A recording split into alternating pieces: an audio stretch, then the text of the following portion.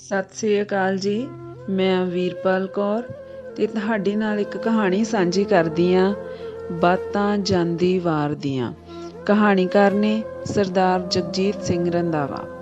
ਕਹਾਣੀ ਦਾ ਪਹਿਲਾ ਭਾਗ ਕੁਛ ਇਸ ਤਰ੍ਹਾਂ। ਅੱਜ ਦੀ ਰਾਤ ਮੈਨੂੰ ਲੱਗਦਾ ਜਿਵੇਂ ਮੇਰੀ ਆਖਰੀ ਰਾਤ ਹੋਵੇ। ਮੈਂ ਸੌਣ ਦੀ ਬਹੁਤ ਕੋਸ਼ਿਸ਼ ਕਰ ਰਹੀ, ਪਰ ਮੈਨੂੰ ਨੀਂਦ ਨਹੀਂ ਆ ਰਹੀ। ਤੁਸੀਂ ਜਾਣਦੇ ਹੋ ਮੈਨੂੰ?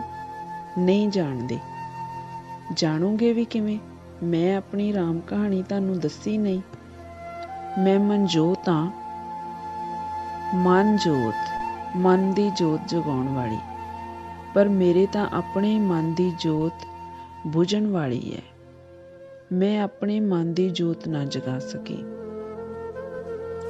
ਮੇਰਾ ਵੀ ਜ਼ਿੰਦਗੀ ਨਾਲ ਅੰਤਾਂ ਦਾ ਮੋਹ ਹੁੰਦਾ ਸੀ, ਪਰ ਹੁਣ ਤਾਂ ਪਤਾ ਨਹੀਂ ਕਦੋਂ ਸਾਹਾਂ ਦੀ ਡੋਰ ਟੁੱਟ ਜਾਵੇ। ਮੈਂ ਜਿਉਣਾ ਚਾਹੁੰਦੀ ਹਾਂ, ਮਰਨਾ ਨਹੀਂ ਚਾਹੁੰਦੀ, ਪਰ ਮੇਰੇ ਸਹੁਰੇ ਪਰਿਵਾਰ ਵਾਲੇ ਮੈਨੂੰ ਮਾਰ ਕੇ ਹੀ ਸਾਹ ਲੈਣਗੇ। ਮੇਰੀ ਜ਼ਿੰਦਗੀ ਦਾ ਕਦੇ ਕੋਈ ਮਨੋਰਥ ਹੁੰਦਾ ਸੀ। ਮੇਰੇ ਵੀ ਸੁਪਨੇ ਹੁੰਦੇ ਸੀ। ਸੁਪਨੇ ਤਾਂ ਟੁੱਟ ਕੇ ਚਕਨਾਚੂਰ ਹੋ ਗਏ ਹਨ। ਮੈਂ ਹੁਣ ਥੱਕ ਗਈ ਹਾਂ। ਮੈਨੂੰ ਮੇਰੇ ਦਾਰ ਜੀ ਉਡੀਕਦੇ, ਮੈਂ ਵੀ ਉਹਨਾਂ ਕੋਲ ਚਲੀ ਜਾਣਾ। ਮੈਨੂੰ ਕੋਈ ਨਾ ਕੋਈ ਤਾਂ ਸੁਣਦਾ ਹੋਏਗਾ। ਮਰਨ ਤੋਂ ਪਹਿਲਾਂ ਮਰਨ ਵਾਲਾ ਸੁਸਾਈਡ ਨੋਟ ਲਿਖਦਾ ਹੈ, ਪਰ ਮੈਂ ਕਿਹੜਾ ਆਤਮ ਹੱਤਿਆ ਕਰ ਰਹੀ ਹਾਂ। ਮੈਨੂੰ ਤਾਂ ਇਹ ਭੁੱਖੇ ਪਿਆਸੀ ਰੱਖ ਕੇ ਕਮਰੇ 'ਚ ਕੈਦ ਕਰਕੇ ਕੋਹ ਕੇ ਮਾਰ ਰਹੇ ਨੇ। ਮੈਂ ਆਪਣੀ ਬੀਤੀ ਜ਼ਿੰਦਗੀ ਦੇ ਪੰਨਿਆਂ ਤੇ ਸ਼ਬਦਾਂ ਦੀ ਸਿਆਹੀ ਨਾਲ ਅਤੀਤ ਦੀ ਇਬਾਰਤ ਸਿਰਜ ਰਹੀ ਹਾਂ। ਆਪ ਸੁਣੋਗੇ ਨਾ? ਮਰਨ ਉਪਰੰਤ ਸੁਸਾਈਡ ਨੋਟ ਪੜ੍ਹੇ ਜਾਂਦੇ ਹਨ, ਪਰ ਮੈਂ ਤਾਂ ਕੁਦਰਤੀ ਮੌਤੇ ਮਰ ਰਹੀ ਹਾਂ। ਸਭ ਕੁਝ ਕੁਦਰਤੀ ਤੇ ਹੋ ਰਿਹਾ। ਮੇਰੀ ਮੌਤ ਵੀ ਤਾਂ ਕੁਦਰਤੀ ਬਣ ਜਾਣੀ ਹੈ। ਖੈਰ, ਉਦੋਂ ਦਾਰ ਜੀ ਜਿਉਂਦੇ ਹੁੰਦੇ ਸਨ। ਮੈਂ ਦਾਰ ਜੀ ਦੀ ਲਾਡਲੀ ਧੀ ਨਿੱਕੀ ਹੁੰਦੀ ਬਹੁਤ ਸ਼ਰਾਰਤਾਂ ਕਰਦੀ। ਦਾਰ ਜੀ ਮੈਨੂੰ ਜੋਤ ਪੁੱਤ ਕਹਿ ਕੇ ਬੁਲਾਉਂਦੇ। ਮੈਨੂੰ ਦਾਰ ਜੀ ਨੇ ਕਦੇ ਧੀ ਨਹੀਂ, ਆਪਣਾ ਸ਼ੇਰ ਪੁੱਤ ਹੀ ਸਮਝਿਆ ਸੀ। ਮਾਂ ਅਕਸਰ ਦਾਰ ਜੀ ਨੂੰ ਕਹਿੰਦੀ ਰਹਿੰਦੀ, ਤੁਸਾਂ ਪੁੱਤ ਪੁੱਤ ਕਹਿ ਕੇ ਕੁੜੀ ਵਿਗਾੜ ਦਿੱਤੀ ਹੈ। ਪਤਾ ਉਦੋਂ ਲੱਗੂ ਜਦੋਂ ਅਗਲੇ ਘਰ ਵਾਲਿਆਂ ਇਹਦੇ ਨਕੇਲ ਪਾਈ। ਫਿਰ ਰੋਂਦੀ ਆਇਆ ਕਰੂ ਆਪਣੇ ਦਾਰ ਜੀ ਕੋਲੇ। ਦਾਰ ਜੀ ਹੱਸ ਕੇ ਕਹਿੰਦੇ, ਮੇਰੇ ਜੋਤ ਪੁੱਤ ਦੇ ਨਕੇਲ ਪਾਉਣ ਵਾਲਾ ਹਾਲੇ ਕੋਈ ਨਹੀਂ ਜੰਮਿਆ। ਮੈਂ ਵੀ ਦਾਰ ਜੀ ਦੀ ਹਾਂ 'ਚ ਹਾਂ ਮਿਲਾ ਦਿੰਦੀ, ਪਰ ਉਦੋਂ ਮੈਂ ਭੋਲੀ ਸੀ। ਭੋਲੀ ਤਾਂ ਹੁਣ ਵੀ ਹਾਂ। ਉਦੋਂ ਮਾਸੂਮੀਅਤ ਤੇ ਬਾਲਪਣ ਸੀ, ਤੇ ਹੁਣ ਸਿਆਣੀ ਤੇ ਡਰਪੋਕ ਜ਼ਿੰਦਗੀ 'ਚ ਆਉਣ ਵਾਲੇ ਦੁੱਖਾਂ ਦੇ ਪਹਾੜਾਂ ਅੱਗੇ ਖੜਦੀ ਹਾਰ ਮੰਨ ਚੁੱਕੀ ਹਾਂ। ਮੈਂ ਆਤਮ ਹੱਤਿਆ ਨਹੀਂ ਕਰਨਾ ਚਾਹੁੰਦੀ, ਪਰ ਮੇਰੇ ਸਹੁਰੇ ਪਰਿਵਾਰ ਵਾਲਿਆਂ ਨੇ ਮੈਨੂੰ ਮਾਰ ਮੁਕਾ ਕੇ ਹੀ ਸਾਹ ਲੈਣਾ। ਮੈਨੂੰ ਮਾਰਨ ਦੀਆਂ 2 ਕੋਸ਼ਿਸ਼ਾਂ ਸਫਲ ਹੋ ਗਈਆਂ। ਗਲੇ 'ਚ ਰੱਸੀ ਨਾਲ ਫਾਹ ਦੇ ਕੇ ਮਾਰਨ ਦੀ ਕੋਸ਼ਿਸ਼, ਤੇ ਖਾਣੇ 'ਚ ਜ਼ਹਿਰ ਮਿਲਾ ਕੇ ਮਾਰਨ ਦੀ ਕੋਸ਼ਿਸ਼। ਹੁਣ ਦੇਖੋ ਇਹ ਕਿਹੜੀ ਨਵੀਂ ਜੁਗਤ ਬਣਾਉਂਦੇ ਆ। ਮੈਂ ਆਪਣੇ ਕਮਰੇ ਵਿੱਚ ਇਕੱਲੀ ਦਰਵਾਜ਼ੇ ਨੂੰ ਅੰਦਰੋਂ ਲਾਕ ਕਰਕੇ 9 ਵਜੇ ਤੋਂ ਸੌਣ ਦੀ ਕੋਸ਼ਿਸ਼ ਕਰ ਰਹੀ, ਪਰ ਨੀਂਦ ਨਹੀਂ ਆ ਰਹੀ। ਭੁੱਖੇ ਢਿੱਡ ਨੀਂਦ ਕਿੱਥੇ ਆਉਂਦੀ ਹੈ। ਅੱਜ ਕੇਵਲ ਪਾਣੀ ਤੇ ਜਿਉਂਦਿਆਂ ਮੈਨੂੰ 12 ਦਿਨ ਹੋ ਗਏ। ਘਰ ਵਿੱਚ ਮੇਰੀ ਸੱਸ, ਸਹੁਰਾ, ਨਨਾਣ ਤੇ ਮੇਰੇ ਪਤੀ ਦਾ ਛੋਟਾ ਭਾਈ, ਹੋਰ ਜੀ ਰਹਿੰਦੇ ਆ, ਪਰ ਮੇਰੇ ਨਾਲ ਕੋਈ ਨਹੀਂ ਬੋਲਦਾ। ਮੇਰੇ ਪਤੀ ਜਰਮਨ ਰਹਿੰਦੇ ਹਨ। ਉਹ ਮੈਨੂੰ ਫੋਨ ਨਹੀਂ ਕਰਦੇ ਜਾਂ ਇਹ ਟੱਬਰ ਵਾਲੇ ਕਰਨ ਨਹੀਂ ਦਿੰਦੇ। ਅੱਜ ਮੇਰੇ ਵਿਆਹ ਹੋਏ ਨੂੰ 6 ਮਹੀਨੇ ਹੋ ਗਏ ਹਨ। ਵਿਆਹ ਤੋਂ ਬਾਅਦ ਉਹ ਸਿਰਫ 2 ਮਹੀਨੇ ਘਰ ਰਹੇ।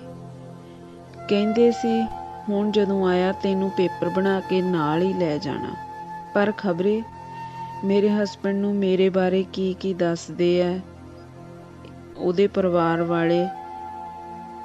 ਵਿਆਹ ਤੋਂ ਬਾਅਦ ਜਿੰਨੀ ਦੇਰ ਹੋ ਰਹੇ, ਕਦੇ ਲੱਗਿਆ ਹੀ ਨਹੀਂ ਸੀ ਕਿ ਉਹ ਵੀ ਮੇਰੇ ਲਈ ਕੋਈ ਗਲਤ ਭਾਵਨਾ ਰੱਖਦੇ ਆ। ਉਦੋਂ ਸਾਰਾ ਪਰਿਵਾਰ ਮੇਰਾ ਬਹੁਤ ਚਾਅ ਕਰਦਾ ਸੀ। ਖਬਰੇ ਬਾਅਦ ਵਿੱਚ ਕੀ ਹੋ ਗਿਆ। ਉਹਨਾਂ ਦੇ ਜਾਣ ਦੀ ਦੇਰ ਸੀ। ਕੀ ਪਤਾ ਉਹ ਵੀ ਨਾਲ ਹੀ ਰਲਿਆ ਹੋਵੇ। ਇਹਨਾਂ ਦਾ ਤਾਂ ਇਹ ਧੰਦਾ ਹੀ ਲੱਗਦਾ ਏ। ਮੇਰੇ ਹਸਬੈਂਡ ਦਾ ਇਹ ਦੂਜਾ ਵਿਆਹ ਸੀ। ਪਿਛਲੇ ਕਮਰੇ 'ਚ ਦੂਜੇ ਵਿਆਹ ਦੀਆਂ ਗੱਲਾਂ ਕਰਦੇ ਮੈਂ ਸੁਣਿਆ ਸੀ। ਖੈਰ, ਮੈਂ ਬਹੁਤ ਉਦਾਸ ਹਾਂ, ਗਮਗੀਨ ਹਾਂ, ਭੁੱਖ ਨਾਲ ਮੇਰੀਆਂ ਆਂਦਰਾਂ ਸੁੱਤੀਆਂ ਪਈਆਂ।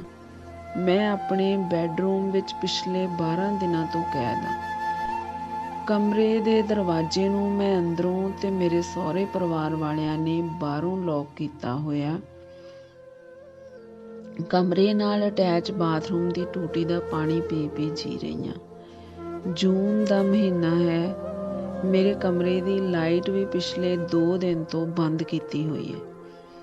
ਕੱਲ੍ਹ ਦਾ ਬਾਥਰੂਮ ਵਿੱਚ ਪਾਣੀ ਵੀ ਨਹੀਂ ਆ ਰਿਹਾ। ਮੇਰੇ ਕੋਲ ਇੱਕ ਬਾਲਟੀ ਹੀ ਪਾਣੀ ਜਿਉਣ ਦਾ ਸਹਾਰਾ ਹੈ। ਮੈਂ ਰੋ ਰੋ ਕਿਲਕਾਰੀਆਂ ਮਾਰ ਮਾਰ ਥੱਕ ਗਈਆਂ। ਕੋਈ ਮੇਰੀ ਆਵਾਜ਼ ਨਹੀਂ ਸੁਣਦਾ। ਕਿਸੇ ਨੂੰ ਮੇਰੇ 'ਤੇ ਦਇਆ ਰਹਿਮ ਨਹੀਂ ਆਉਂਦਾ। ਮੇਰਾ ਮੋਬਾਈਲ ਵੀ ਮੇਰੇ ਤੋਂ ਖੋਹ ਲਿਆ ਗਿਆ ਹੈ। ਪਹਿਲਾਂ ਤਾਂ ਮੈਂ ਰੋਂਦੀ ਰੋਂਦੀ ਸੌਂ ਜਾਂਦੀ ਸਾਂ, ਪਰ ਕੱਲ੍ਹ ਦੀ ਜਦ ਦੀ ਲਾਈਟ ਬੰਦ ਹੋਈ ਹੈ, ਗਰਮੀ ਨਾਲ ਨੀਂਦ ਨਹੀਂ ਆਉਂਦੀ। ਮੈਨੂੰ ਆਪਣੀ ਮੌਤ ਹੁਣ ਨੇੜੇ ਵਿਖਾਈ ਦਿੰਦੀ ਹੈ। ਮੈਂ ਕਦੇ ਆਪਣੇ ਲਾਲ ਚੂੜੇ ਨੂੰ ਹੱਥਾਂ ਦੀਆਂ ਉਂਗਲਾਂ ਨਾਲ ਨਿਹਾਰਦੀ ਹਾਂ, ਕਦੇ ਆਪਣੇ ਚਿਹਰੇ ਤੋਂ ਵਗੀਆਂ ਅਥਰੂਆਂ ਦੀਆਂ ਘਰਾੜਾਂ 'ਤੇ ਹੱਥ ਫੇਰਦੀ ਹਾਂ। ਕਿੰਨੀ ਖੁਸ਼ ਸੀ ਮੈਂ ਜਦੋਂ ਕਾਲਜ ਪੜ੍ਹਦਿਆਂ MCA ਅਖੀਰਲੇ ਸਾਲ ਦੀ ਪੜ੍ਹਾਈ ਛੱਡ ਕੇ ਅਨੰਤਵੀਰ ਨਾਲ ਵਿਆਹ ਦੀ ਹਾਂ ਕਰ ਦਿੱਤੀ। ਮਾਂ ਕਹਿੰਦੀ, ਪੁੱਤ ਸਾਊ ਪਰਿਵਾਰ ਏ, ਮੁੰਡਾ ਕੋਈ ਨਸ਼ਾ ਨਹੀਂ ਕਰਦਾ, ਜਰਮਨ ਸੈਟਲ ਹੈ, ਤੂੰ ਪੜ੍ਹ ਕੇ ਕਿਹੜੀ ਨੌਕਰੀ ਕਰਨੀ, ਬਾਹਰ ਜਰਮਨ ਜਾਵੇਂ, ਉੱਥੇ ਜਾ ਕੇ ਕਰ ਲਵੇਂ ਪੜ੍ਹਾਈਆਂ। ਇਹ ਸੀ ਕਹਾਣੀ ਦਾ ਪਹਿਲਾ ਭਾਗ। ਹੁਣ ਆਪਾਂ ਮਿਲਦੇ ਹਾਂ ਦੂਜੇ ਭਾਗ 'ਚ। ਤੁਹਾਨੂੰ ਕਹਾਣੀ ਪਸੰਦ ਆਵੇ ਤਾਂ ਲਾਈਕ ਤੇ ਸ਼ੇਅਰ ਜ਼ਰੂਰ ਕਰਨਾ ਤੇ ਚੈਨਲ ਹਰਫਾਂ ਦੇ ਕਾਫਲੇ ਸਬਸਕ੍ਰਾਈਬ ਕਰਨਾ। ਧੰਨਵਾਦ ਜੀ।